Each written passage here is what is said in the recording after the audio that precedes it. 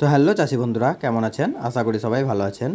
তো বন্ধুরা, আজকের ভিডিওতে আমরা জানবো লঙ্কা এবং বেগুনে সিমুডিস কিভাবে ব্যবহার করবেন, সিমুডিসের কার্যকারিতা, কত ml করে সিমুডিস ব্যবহার করবেন, কতদিন অন্তর অন্তর সিমুডিস ব্যবহার করবেন, কোন টেকনিক্যাল দিয়ে সিমুডিস তৈরি, সিমুডিস কিভাবে কাজ করে এবং সিমুডিস ব্যবহার করলে চাষির খরচ কত হয়।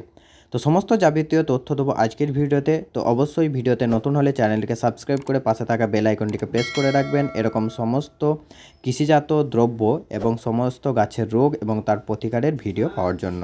তো বন্ধুরা, সিমুডিস হলো লঙ্কা এবং বেগুনে খুবই কার্যকরী একটা ইনসেক্টিসাইড। এটি একটি বহুমুখী ইনসেক্টিসাইড যেটি অনেকগুলি কীটপতঙ্গকে একসাথে দমন করতে সক্ষম।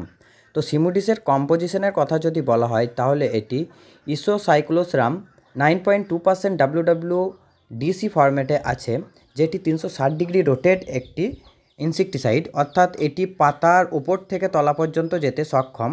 তো এটি বেগুন গাছের পাতা ছিদ্রকারী এবং ফল ছিদ্রকারী উভয় পোকাকে খুব সুন্দরভাবে নিয়ন্ত্রণ করে এবং লঙ্কার পাতা ছিদ্রকারী, ফল ছিদ্রকারী, থিপস এবং মাকড় সমস্ত রকম পোকার কিন্তু এটি কাজ করে।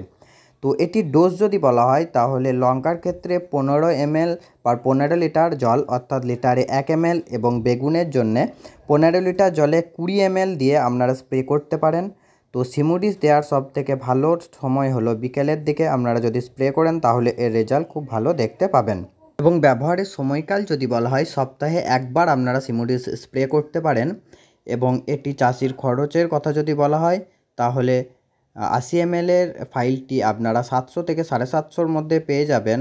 তো এবং প্রত্যেক ব্যারেল আপনাদের 150 থেকে 200 টাকার মধ্যে খরচ পড়বে। তো এই ছিল আজকে তথ্য।